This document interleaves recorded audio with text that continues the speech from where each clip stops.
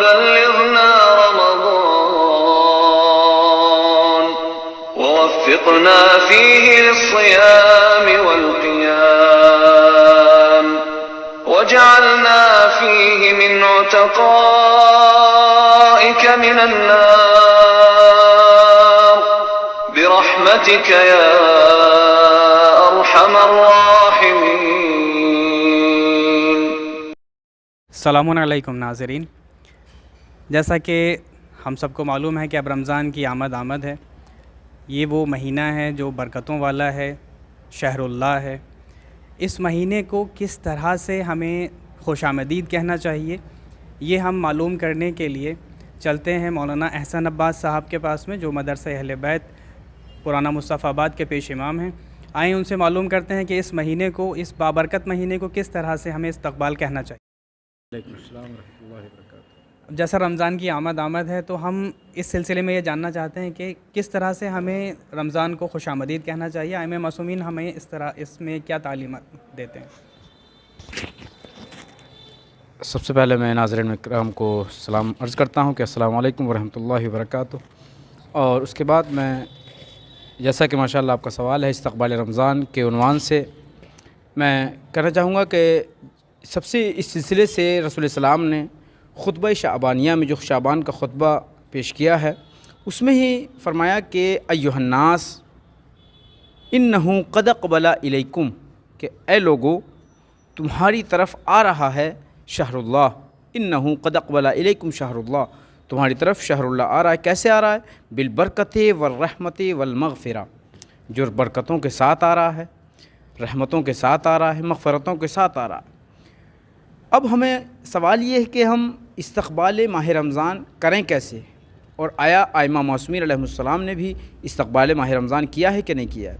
اس سلسلے سے ملتا ہے کہ خصوصاً امام زین العابدین علیہ السلام، ملتا ہے کہ جب ماہ رمضان آنے والا ہوا کرتا تھا تو وہ اس طریقے سے گھر کو سجایا کرتے، تو اس طریقے سے خوش ہوا کرتے تھے کہ جیسے نہ جانے کتنی بڑی نعمت ان کے گھر میں آنے والی ہے۔ اور جب ماہ رمضان رخصت ہوا کرتا تھا تو ایسے رویا کرتے تھے، ایسے گریہ کیا کرتے تھے کہ جیسے گھر سے کسی کا جنازہ نکل رہا ہو۔ امام رضا علیہ السلام کے شاگرد خاص صحابی ابا سلط، وہ امام کی خدمت میں پہنچے، سلام عرض کیا، اور جانے کے بعد ایک مرتبہ امام نے سوال کیا کہ ابا سلط یہ بتاؤ کہ آیا تم نے ماہ شعبان سے استفادہ حاصل کیا ہے کہ نہیں کیا ہے؟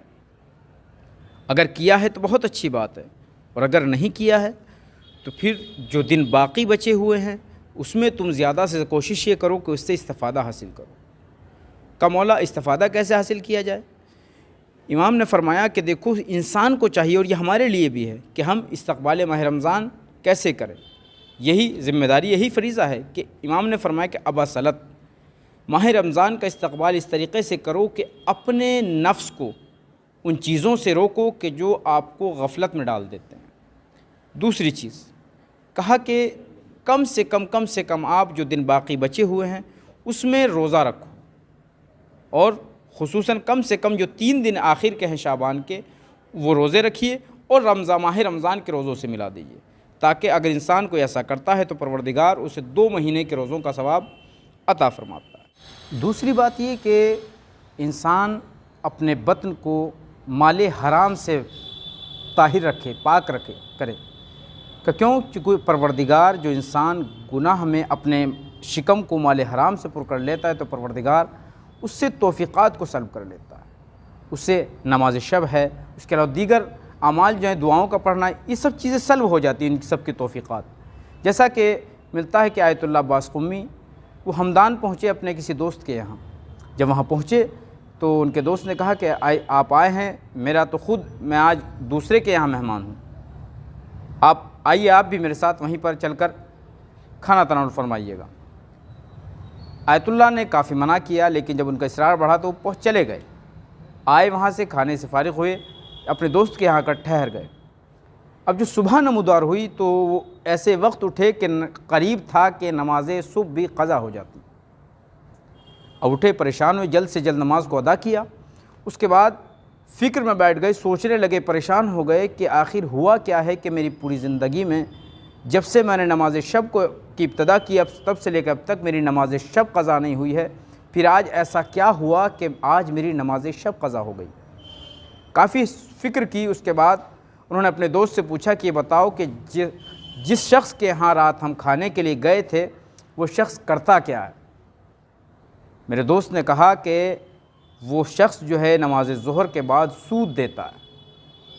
کہا کہ بھئی یہی وجہ ہے کہ ایک دن میں نے ایک لقمہ مال حرام کا کھایا تو اس پروردگار نے میری نماز شب پڑھنے کی توفیق کو سلب کر لیا۔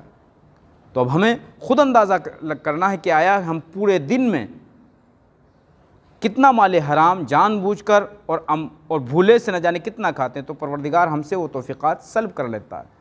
تو ہمیں چاہیے کہ کوشش یہ کریں کہ مال حرام سے اپنے بطنوں کو طاہر رکھیں، تاکہ جو حق ہے ماہ رمضان میں عبادات کا، دعاؤں کا، تعقیبات، اس کے علاوہ دیگر اعمال، تاکہ پروردگار ہم سے وہ توفیقات سلب نہ کرے۔ آخر میں دعا گو کہ بحق محمد وآل محمد پروردگار ہمیں سب کو مال حرام سے بچنے کی توفیق عطا فرما، اور ہمیں جس طریقے سے ماہ رمضان کا استقبال کرنا چاہیے اور ماہ رمضان میں اعمال بجا لانے چاہیے، ہمیں پروردگار و توفیق عطا فرما کہ ہم ماہ رمضان کا استقبال بھی کر سکیں اور ماہ رمضان میں جو اعمال ہیں ان کو بھی صحیح طریقے سے بجا لا سکیں۔ فقط والسلام علیکم ورحمۃ اللہ وبرکاتہ۔